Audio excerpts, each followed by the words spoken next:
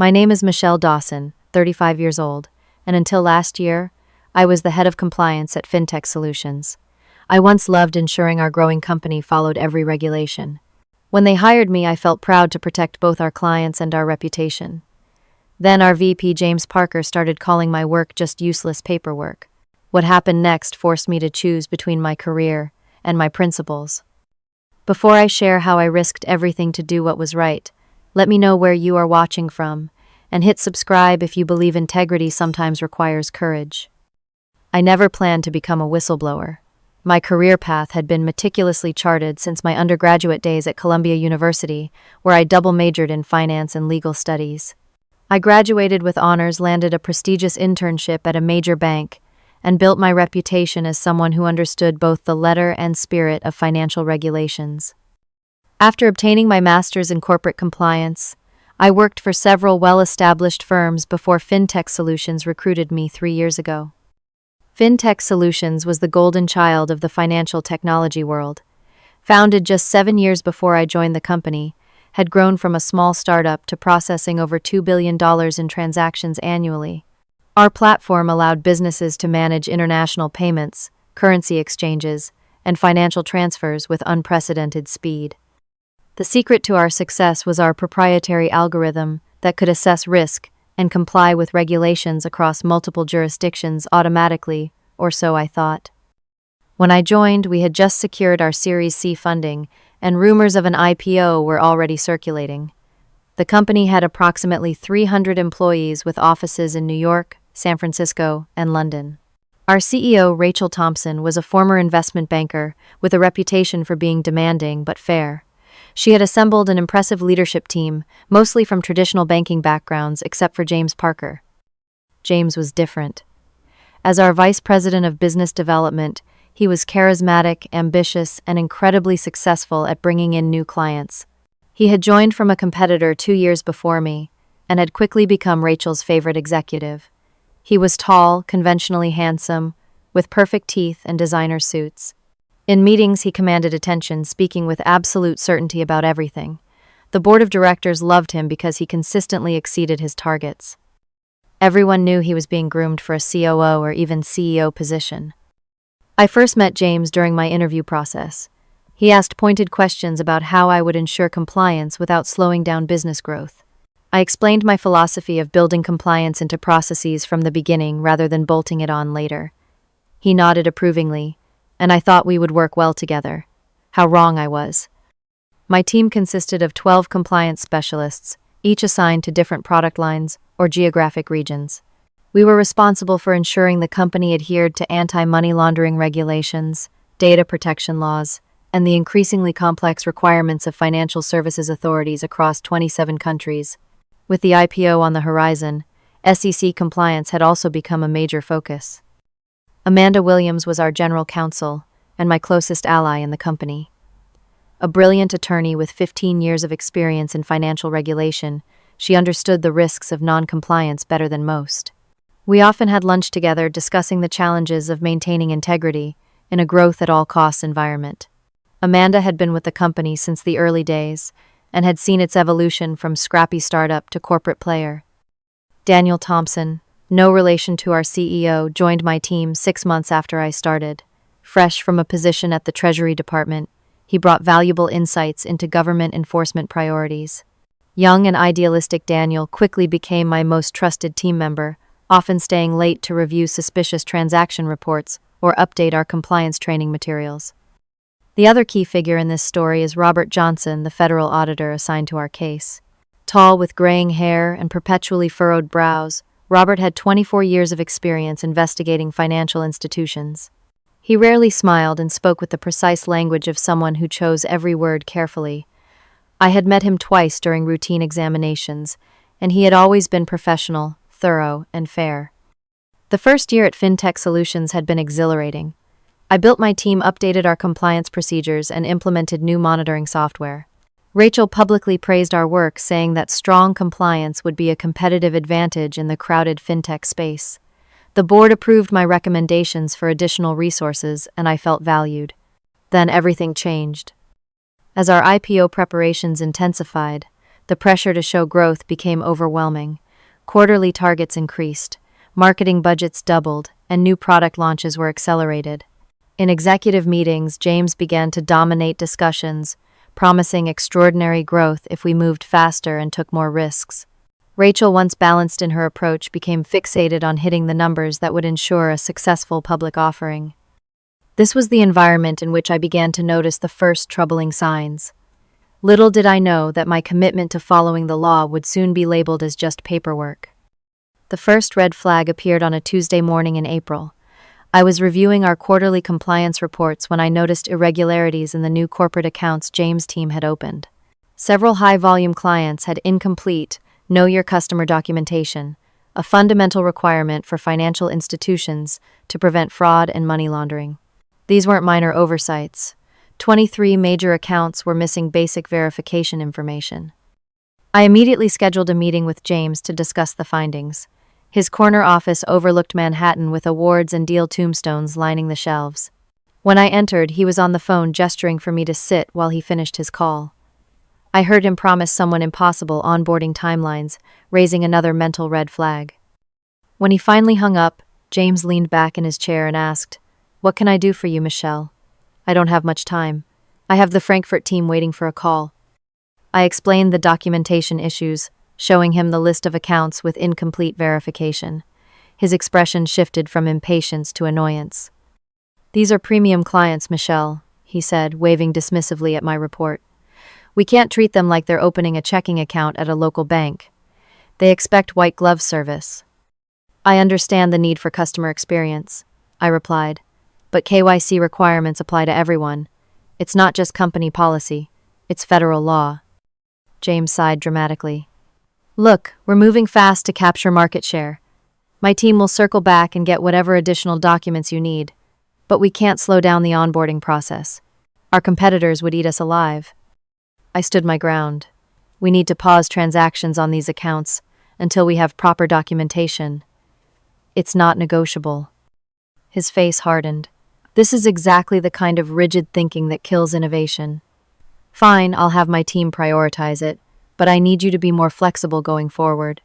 We're trying to build something revolutionary here." After the meeting, I documented my concerns in an email to James, copying Amanda. James responded an hour later, promising to address the issues and asking that future concerns be brought directly to him rather than creating a paper trail. That choice of words troubled me. Later that week, I met Amanda for lunch at a small Italian restaurant 2 blocks from our office. After ordering, I shared my concerns about the incomplete documentation. Amanda lowered her voice. "James has a reputation for cutting corners. Before you joined, we had several incidents where his team pushed through deals without proper review. Rachel protected him because he was bringing in huge clients." "Has he ever faced consequences?" I asked. "Never serious ones," Amanda replied. "He's too valuable. The board sees him as the golden goose. Just be careful, document everything, but understand that pushing too hard against James could backfire." That evening, I created a secure folder on my computer to store copies of all problematic transactions and related communications. It felt paranoid, but Amanda's warning had unsettled me. I also began keeping a detailed journal of meetings and verbal conversations, noting dates, times, and who said what. Daniel noticed my increased vigilance and asked about it. After swearing him to confidentiality, I explained my concerns. His reaction surprised me. "I've been flagging similar issues in the European accounts," he said. "Transactions just below reporting threshold structuring that looks designed to avoid detection. When I raised it with the business development team, they told me it was approved at the highest levels." The knowledge that the problems extended beyond my immediate observations deepened my unease. The federal audit scheduled for the following quarter now loomed as both a threat and a potential opportunity for correction. At the monthly executive meeting, Rachel announced that our IPO timeline had been accelerated. The board wanted to go public within 9 months to capitalize on favorable market conditions. Everyone cheered except Amanda and me. We exchanged knowing glances across the table. After the meeting, James cornered me by the elevator. "I hear your team is holding up the Singapore expansion over some paperwork," he said, his voice friendly, but his eyes cold. "We need proper licensing documentation before we can operate there," I explained. It's not paperwork, it's legal compliance. He laughed. Everything is paperwork if you look at it right. Just find a way to make it happen. Rachel wants to announce the expansion at the investor conference next month. As the elevator doors closed between us, I felt a growing knot in my stomach. That night, I barely slept, my mind racing with conflicting thoughts about loyalty to the company versus adherence to legal requirements. The following week brought more troubling discoveries. James' team had begun using a separate CRM system that didn't feed into our compliance monitoring software. When questioned, they claimed it was temporary while the integration was being built. But Daniel discovered the parallel system had been operating for months. I scheduled another meeting with James, who arrived 20 minutes late, and immediately checked his watch to signal his impatience. I understand growth is priority one, I began, but these workarounds create serious risks for the company. James smiled condescendingly. Michelle, you're excellent at your job, but sometimes you miss the bigger picture. We're disrupting an industry. That means occasionally coloring outside the lines. Breaking federal regulations isn't coloring outside the lines, I replied. It's breaking the law. His smile vanished. Are you accusing me of something? I'm pointing out compliance risks that need immediate attention, I said, holding his gaze. The tension between us was palpable. From that day forward, I knew James saw me as an obstacle rather than a colleague. What I didn't yet realize was how far he would go to remove that obstacle. By mid-June, the situation had deteriorated significantly. My team discovered that James had completely bypassed the compliance screening process for a group of high-value business clients representing over $50 million in annual transaction volume. These weren't just paperwork issues anymore. These were deliberate attempts to circumvent our legal obligations. I requested an urgent meeting with James and Rachel together. We gathered in the main conference room, glass-walled and overlooking the city. James arrived with two of his directors, clearly attempting to intimidate me with numbers. Rachel joined last, looking harried and checking her phone repeatedly. I've identified some serious compliance violations that need immediate attention. I began distributing printed reports to everyone at the table. These 15 corporate clients have been processing transactions without completing enhanced due diligence requirements.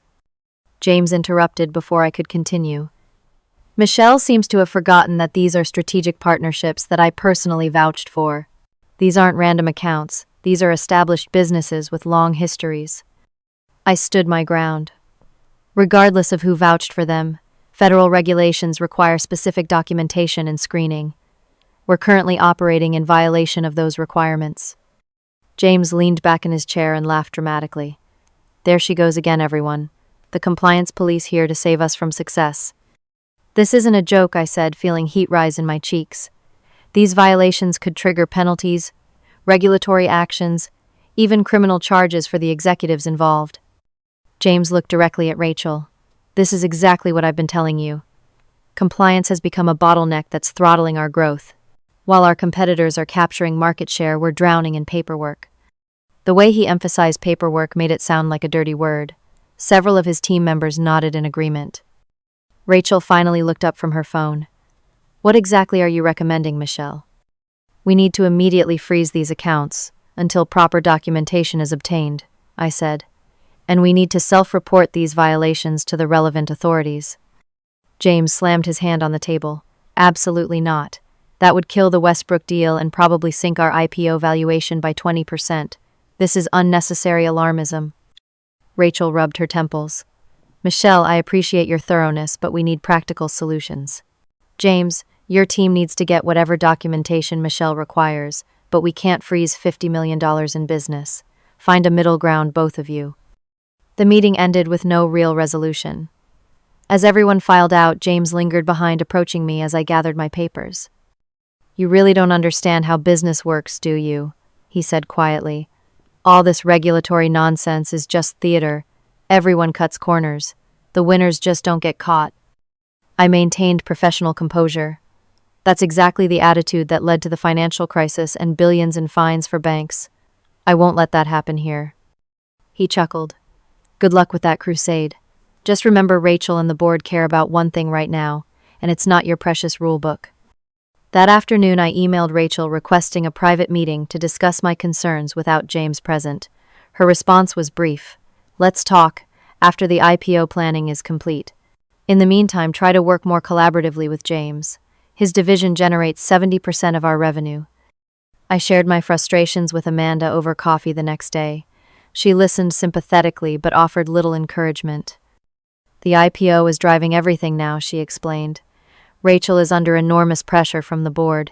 They've even tied her compensation package to the offering price. Unless you find something that could truly derail the IPO, she won't risk confronting James. What about the potential regulatory fines, I asked. Those could be substantial. Amanda shook her head. In their calculation, future fines are a problem for another day. Right now, they just see compliance as a drag on valuation. The company's all-hands meeting that Friday confirmed Amanda's assessment. Rachel stood on a small stage in our largest conference room, announcing ambitious growth targets for the pre-IPO quarter.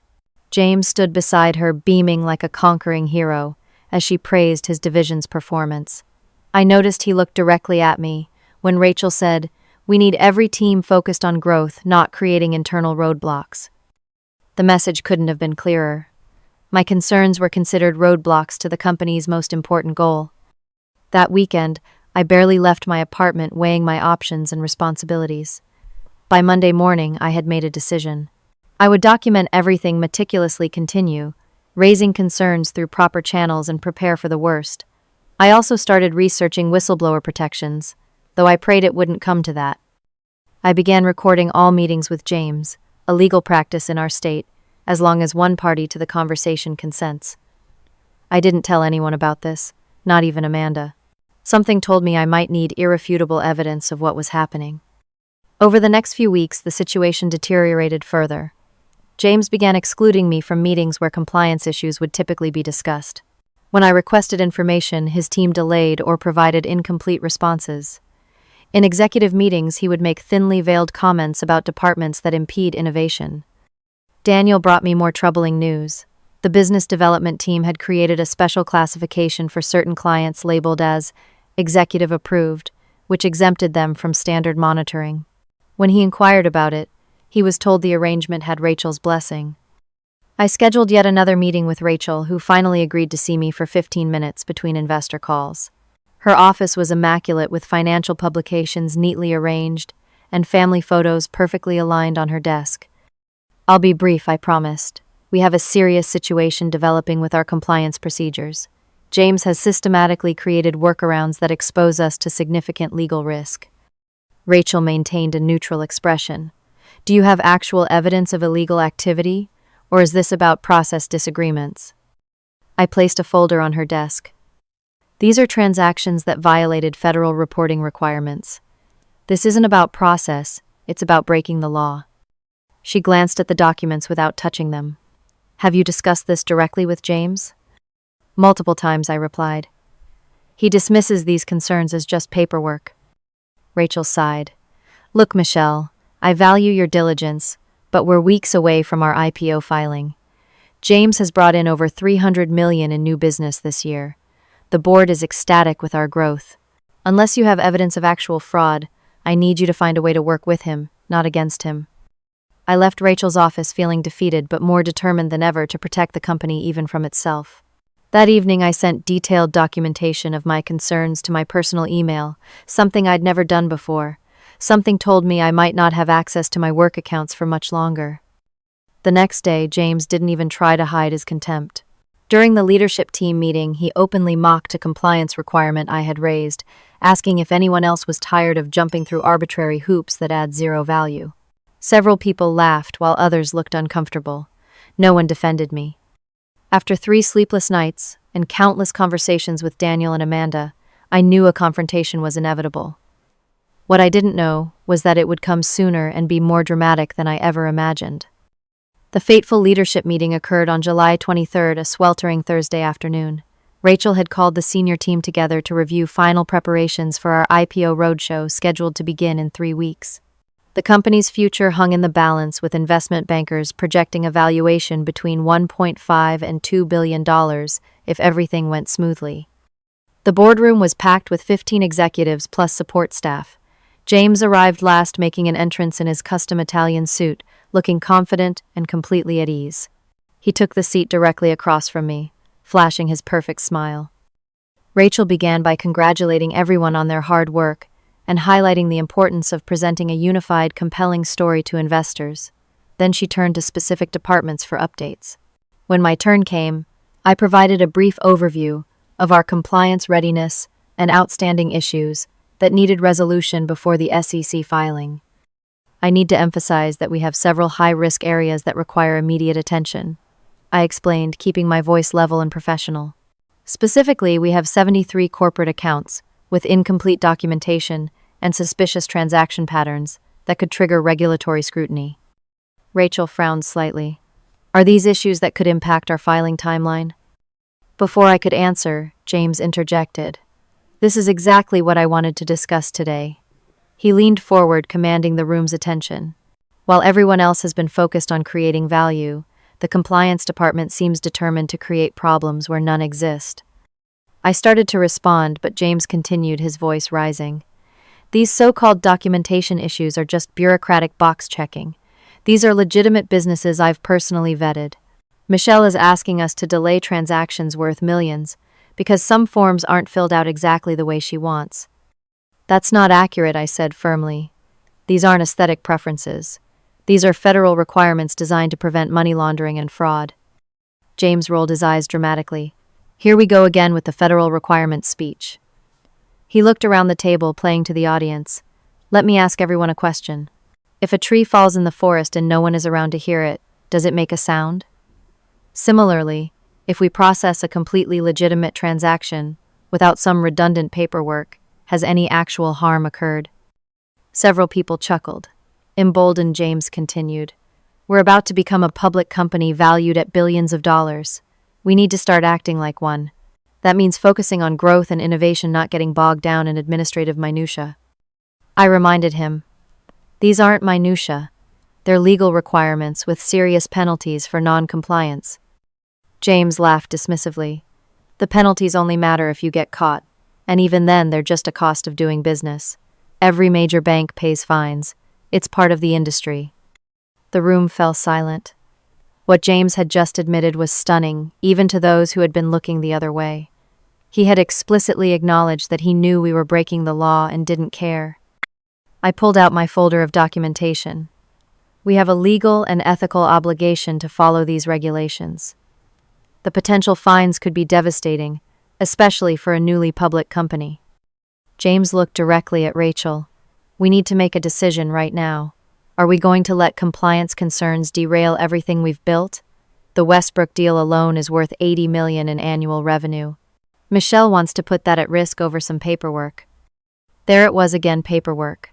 As if federal regulations were nothing more than administrative busywork. Rachel looked torn.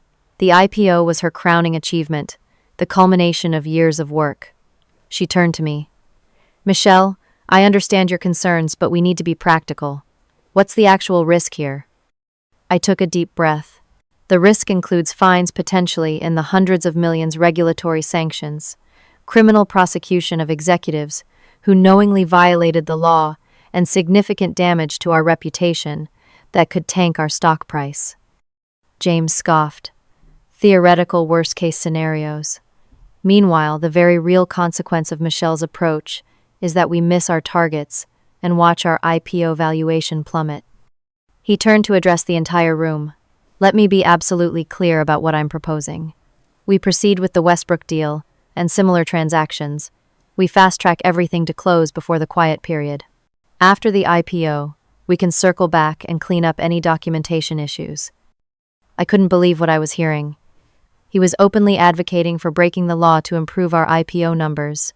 I glanced around the room, expecting to see shock on other faces, but mostly saw careful neutrality or subtle nods of agreement. Rachel, I need to remind you that what James is suggesting could constitute securities fraud, I said, fighting to keep my voice steady. If we knowingly misrepresent our compliance status to investors. James cut me off. No one is suggesting fraud. I'm suggesting priorities. Compliance is just paperwork that can be handled later. Right now, we focus on growth. Rachel looked deeply uncomfortable, but finally spoke. Michelle, I appreciate your thoroughness, but James has a point about priorities. Let's move forward with these deals, but accelerate the documentation process in parallel. I need you to be more flexible here." The meeting continued, but I barely heard the rest of the discussion. A line had been crossed. Not only was James openly dismissing legal requirements, but Rachel was now complicit in the decision.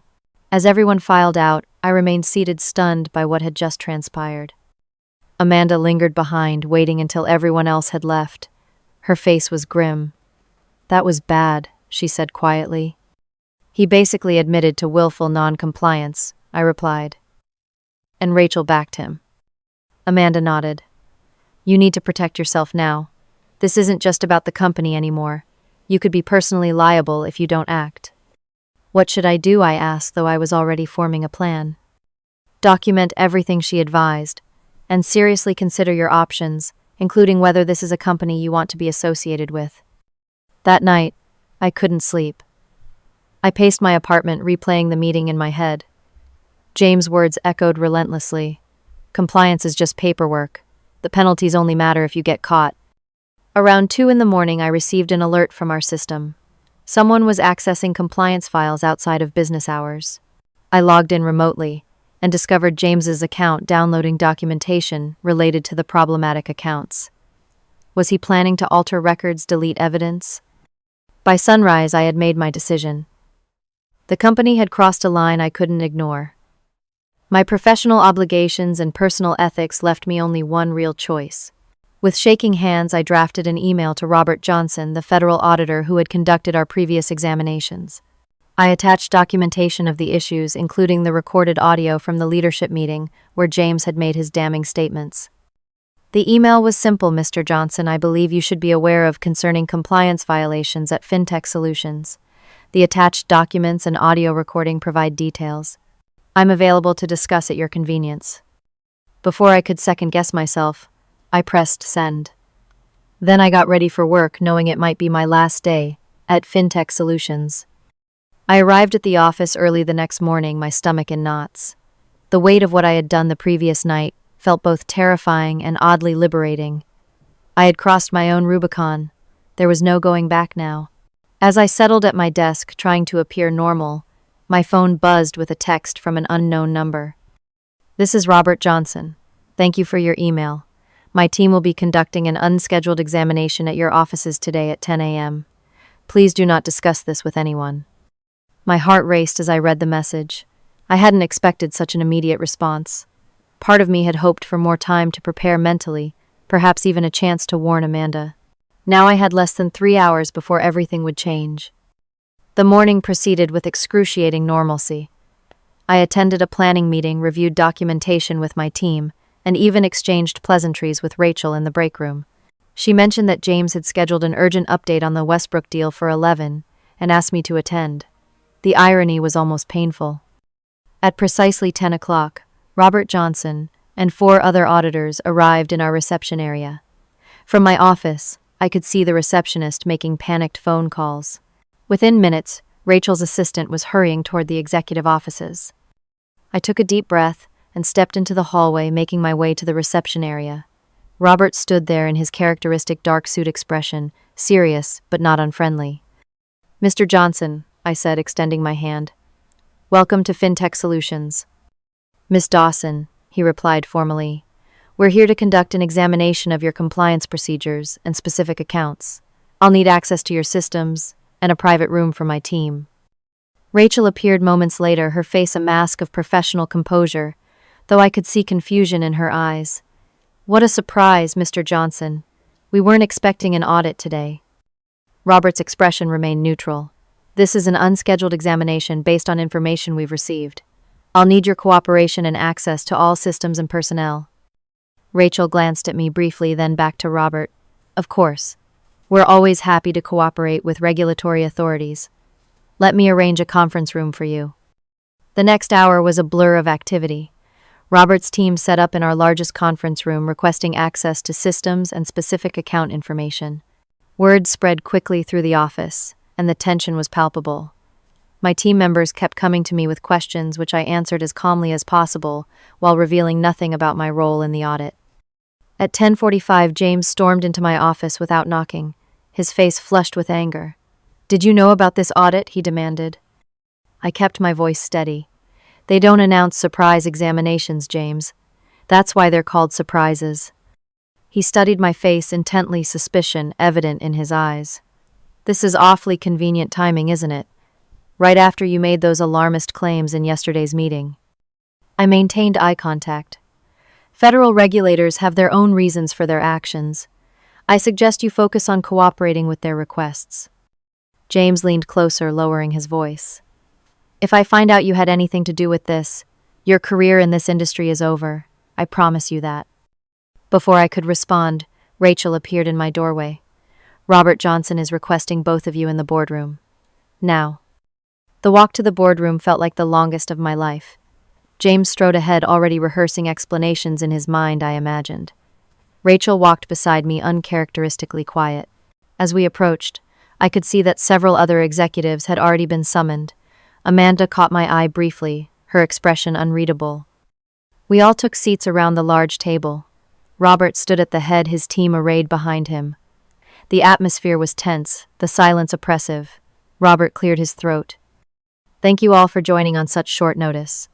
Based on information provided to our office, we are conducting an examination of specific compliance issues at FinTech Solutions. I want to be transparent about what prompted this visit.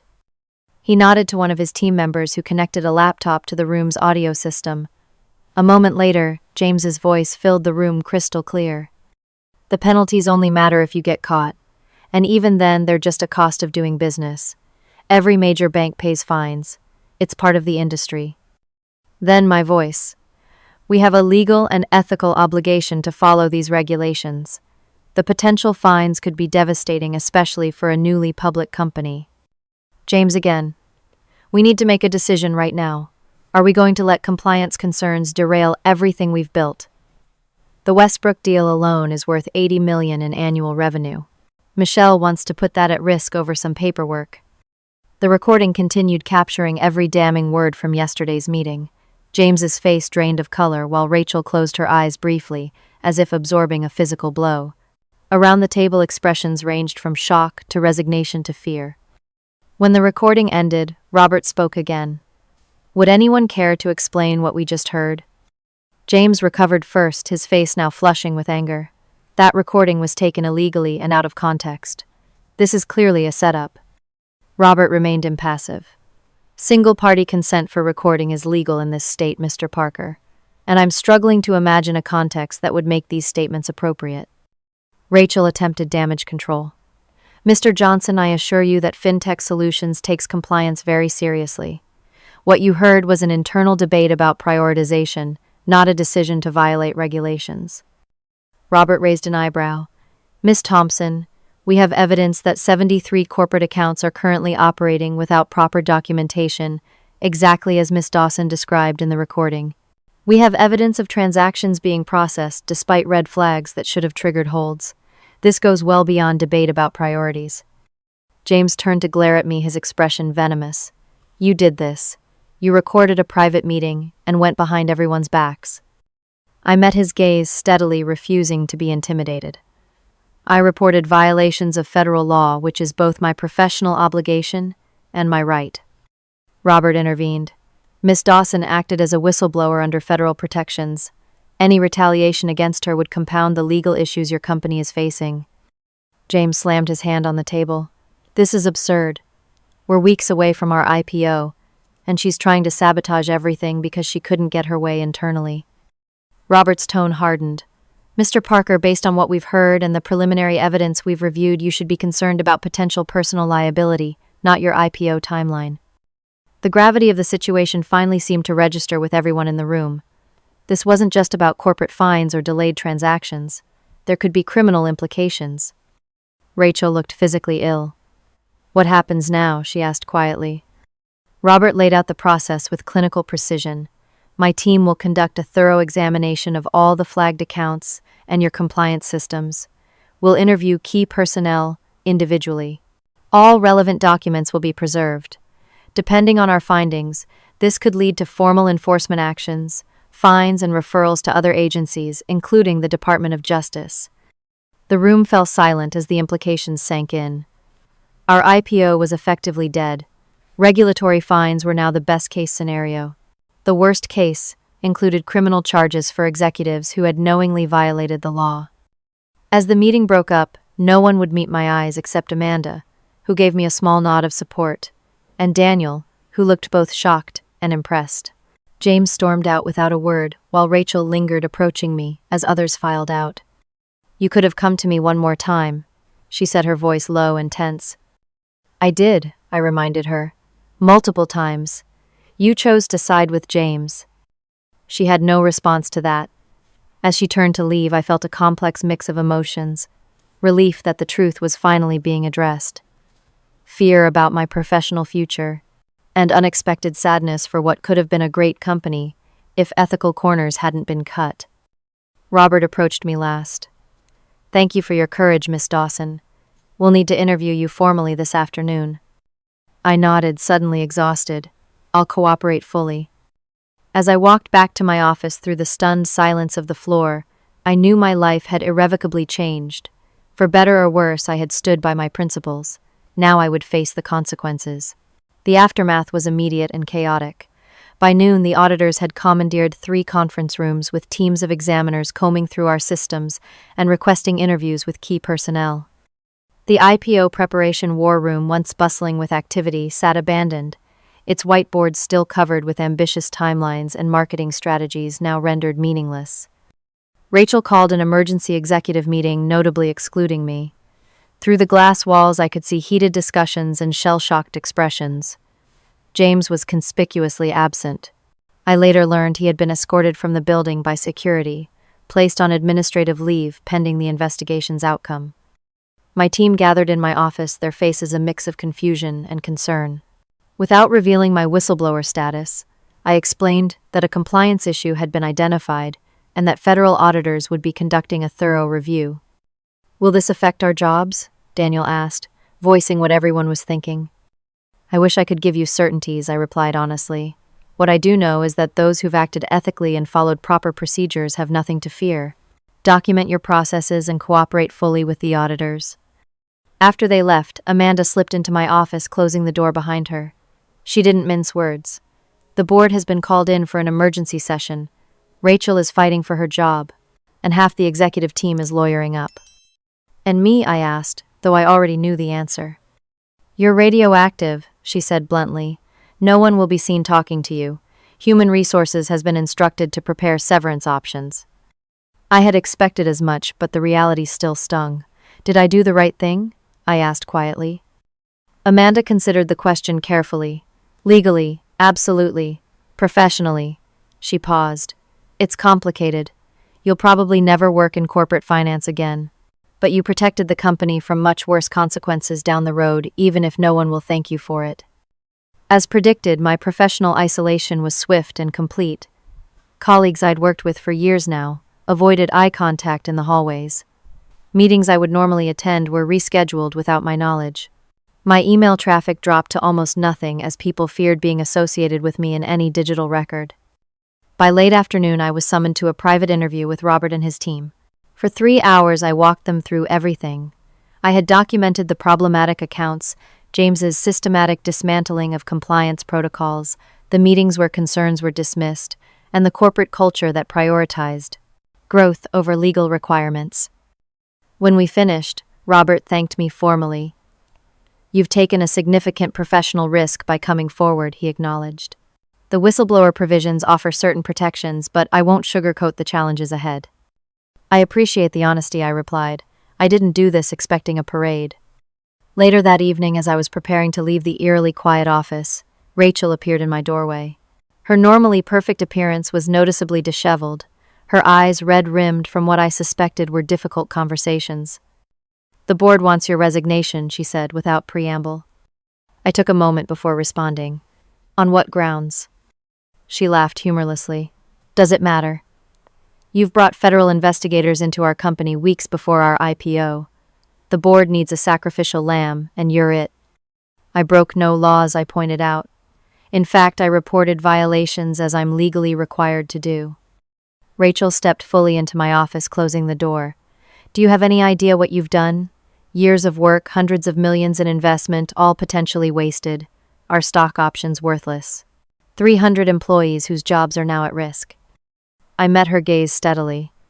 And who created that risk, Rachel? Me, for reporting violations, or the executives who decided that laws were just inconvenient paperwork?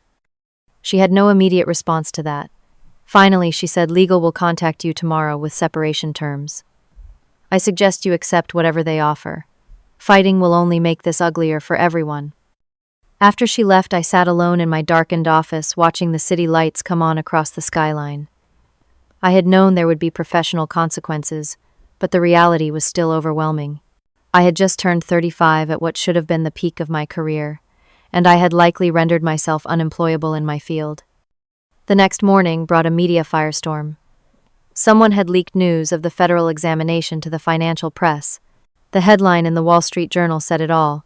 FinTech unicorn under federal investigation weeks before planned IPO. Our stock value in private markets plummeted. Investors were reportedly furious, demanding emergency meetings with the board. I arrived to find security waiting for me in the lobby. A stone-faced guard informed me that my access had been revoked pending the investigation. He handed me a letter from Human Resources, instructing me to contact them to arrange for the return of my personal belongings. Just like that, after 3 years of dedicated service, I was persona non grata. As I stood on the sidewalk outside our building, uncertain what to do next, my phone buzzed with a text from Daniel. They're saying you sabotaged the company, but some of us know the truth. Stay strong. That small gesture of support meant more than he could know. I headed to a nearby coffee shop to gather my thoughts, and was halfway through my latte when Amanda called.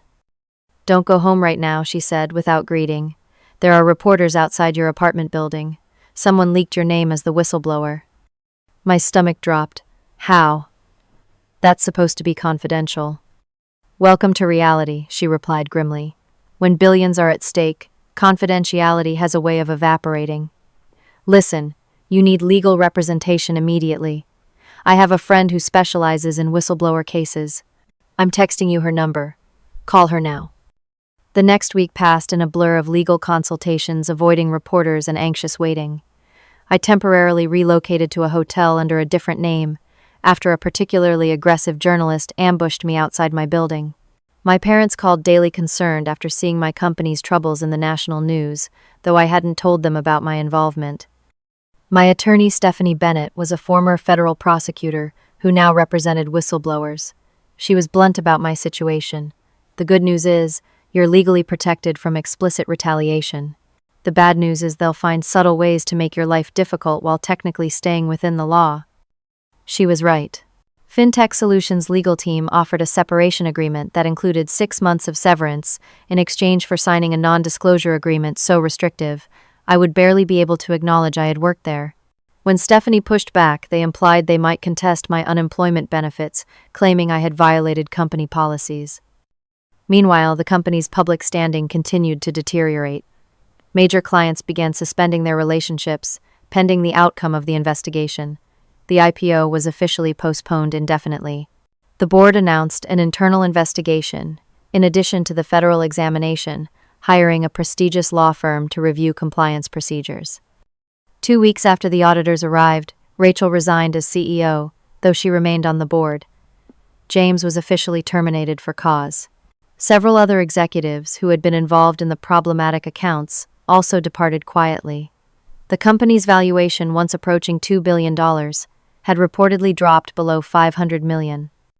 I watched it all from the sidelines, feeling a complex mix of vindication and sadness. I hadn't wanted to destroy the company. I had believed in its mission and its potential. I had only wanted it to succeed the right way, following the laws designed to prevent financial crimes and protect the system. The lowest point came when I discovered a financial industry blog had published a hit piece painting me as a disgruntled employee who had sabotaged the company after being passed over for promotion. The anonymous sources were clearly internal, using selective information to craft a damaging narrative. When my parents called confused and concerned after reading it, I finally broke down and told them everything. You did the right thing, sweetheart, my father assured me. Standing up for what's right isn't supposed to be easy. That's why so few people do it.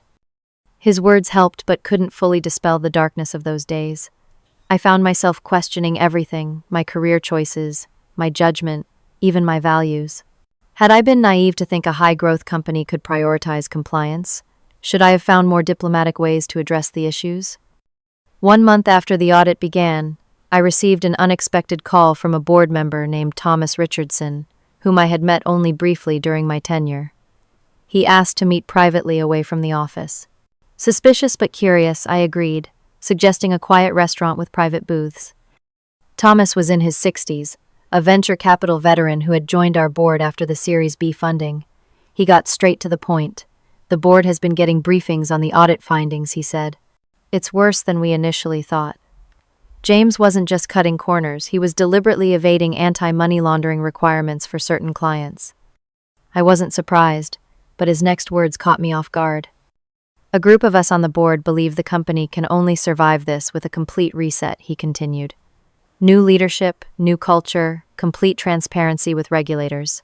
We're planning to remove the remaining executives who were complicit and bring in new leadership committed to doing things right. Why are you telling me this? I asked cautiously. He regarded me steadily. Because some of us recognize that you tried to prevent this situation at great personal cost. What happened to you was wrong. I can't promise anything yet, but if our faction prevails, there may be a place for you in the rebuilt company. I left that meeting with my first glimmer of hope in weeks. Perhaps everything I had worked for wasn't completely lost after all. As I walked through the park, watching families enjoy the late summer sunshine, I felt something I hadn't experienced since this ordeal began, a sense that maybe, just maybe, integrity could still win in the end. 6 months after that fateful day, when federal auditors walked into our offices, I stood in the elevator of the same building, heart pounding as I ascended to the executive floor. The company looked different now, more subdued with empty desks, where rapid expansion had once been planned. But there was something else in the atmosphere too, a sense of purpose and rebuilding. The board faction favoring complete reform had ultimately prevailed, though not without a bruising battle. James was now facing federal charges for willful violations of anti-money laundering statutes. Rachel had been forced to resign from the board after the internal investigation revealed she had been aware of compliance issues for over a year. Several major clients had departed, and our valuation had stabilized at roughly 1/3 of its pre-scandal peak. But unlike many companies caught in similar scandals, FinTech Solutions had survived. Thomas and his allies had brought in Sarah Anderson, a respected industry veteran, with a reputation for ethical leadership as the new CEO. Her first act had been controversial, but symbolic, creating a new executive position, Chief Ethics and Compliance Officer, reporting directly to her and the board, with explicit whistleblower protections built into the role. Then she had done something even more unexpected. She had called me. Our first meeting had been cautious on both sides. She had questions about my decisions and approach. I had concerns about whether the company had truly changed. But by the end of 3 hours of frank conversation, we had found common ground in our belief that financial innovation and regulatory compliance were not opposing forces but necessary partners. Now 6 months later, I was returning as the new Chief Ethics and Compliance Officer. As I stepped off the elevator, Sarah was waiting to greet me personally. "Welcome back, Michelle," she said warmly, ready to help us finish the rebuilding. The transition wasn't seamless. Many employees still viewed me with suspicion, the person whose actions had upended the company and devalued their stock options. Others, particularly those who had joined after the scandal, regarded me with a mixture of curiosity and respect. Daniel, who had been promoted to lead the operational compliance team, had been my strongest internal advocate. My first town hall meeting was tense with pointed questions about whether I would be a company ally or an internal prosecutor. I addressed the concerns directly. I never wanted to harm this company, I explained. I believed then and believe now that FinTech Solutions can revolutionize financial services while maintaining the highest ethical standards. Strong compliance isn't opposed to growth. It's the foundation that makes sustainable growth possible. Over the following months, we rebuilt the compliance function from the ground up. With Sarah's full support, we implemented new systems, revised policies, and most importantly, worked to change the culture. Compliance was no longer treated as an obstacle but integrated into product development and business strategy from the beginning. The federal investigation concluded with the company paying a substantial but not catastrophic fine of $75 million. Because we had fully cooperated and made significant changes to our practices, we avoided the most severe penalties. More importantly, we were allowed to continue operating under enhanced supervision. Amanda, who had remained as general counsel through the turmoil, became one of my closest allies in the rebuilding process. Over lunch one day, she reflected on how much had changed. "Remember when James called compliance just paperwork?" she asked with a wry smile. "Now it's the first item on every executive agenda. And the most amazing thing is that we're actually growing again, just differently." She was right. Under Sarah's leadership, the company had refocused on sustainable growth with institutional clients who valued our new emphasis on security and compliance. Our transaction volume was lower than during the hypergrowth days, but our margins were actually better. 18 months after the scandal, we finally completed our long-delayed IPO. The valuation was $850 million, much less than the $2 billion originally projected, but respectable given what we had weathered. More importantly, the offering documents were meticulously accurate, with full disclosure of our past issues and remediation efforts. On the day we rang the opening bell, Sarah insisted I stand beside her on the exchange platform. It was a powerful public statement about the company's values and a personal vindication I had never expected. My personal journey of healing had been just as challenging as the professional rebuilding. The first few months after the whistleblowing had been dark ones, filled with anxiety, second-guessing, and isolation. I had started seeing a therapist to work through the trauma of essentially losing my professional identity overnight. My family had been my rock, never once questioning my decision, even when the financial and emotional costs became apparent. I had also found unexpected support from other whistleblowers who reached out after my story became public. Their shared experiences helped me understand that my reactions were normal and that the difficult passage would eventually lead to solid ground. One particularly meaningful connection came from a former banking executive who had reported irregularities at his institution during the financial crisis. His guidance became invaluable as I navigated the complexities of being simultaneously villainized and heroized, depending on who was telling the story. "This is a marathon, not a sprint," he advised me. "The vindication rarely comes quickly, but truth has staying power that deception can never match."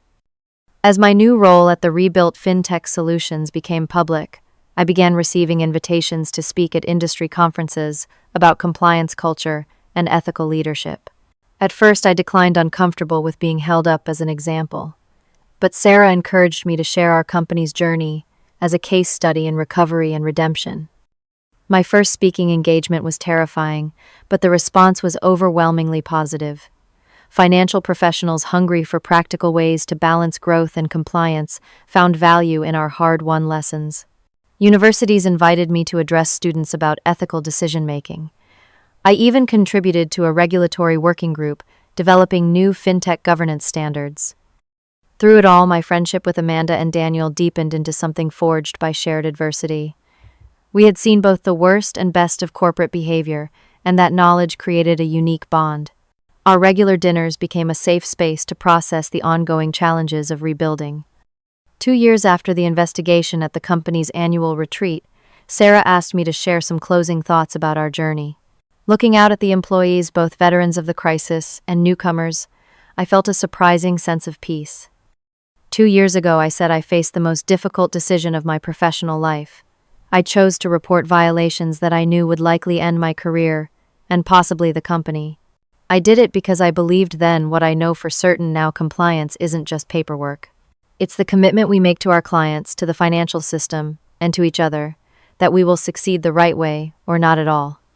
The path of integrity is rarely the easiest one. Standing for what's right often comes with personal and professional costs. But I've learned that the alternative, living with the knowledge that you compromised your principles when it mattered most, is ultimately far more costly to your sense of self. Today, I'm proud of what we've built together, a company that demonstrates how innovation and integrity can not only coexist but reinforce each other. That's a legacy worth any price I paid along the way. The lessons of this journey will stay with me forever. I learned that courage isn't the absence of fear, but the determination to act despite it. I discovered that true allies reveal themselves in crisis, not in comfort. I found that rebuilding requires as much courage as blowing the whistle in the first place. And most importantly, I realized that standing alone for what's right doesn't mean you'll stand alone forever. If my story teaches anything, I hope it's this: in the moments that define us, choose your integrity. Everything else, your reputation, your relationships, Your sense of self-worth flows from that foundation. The path forward may be difficult, but it's the only one that allows you to face yourself in the mirror each morning. I still think often about James's dismissive words that day. Compliance is just paperwork. The federal auditor disagreed. And ultimately, so did the marketplace, our clients, and the dedicated people working to rebuild this company the right way. What's your take on whistleblowing and ethics in the workplace? Have you ever faced a choice between what's right and what's easy? I'd love to hear your thoughts in the comments below. If this story resonated with you, please like and subscribe for more real-life experiences about standing up for what's right, even when it's difficult. And if you know someone facing an ethical dilemma at work, share this video. It might give them the courage they need to make the right choice. Thank you for listening to my journey, and remember, your integrity is always worth protecting.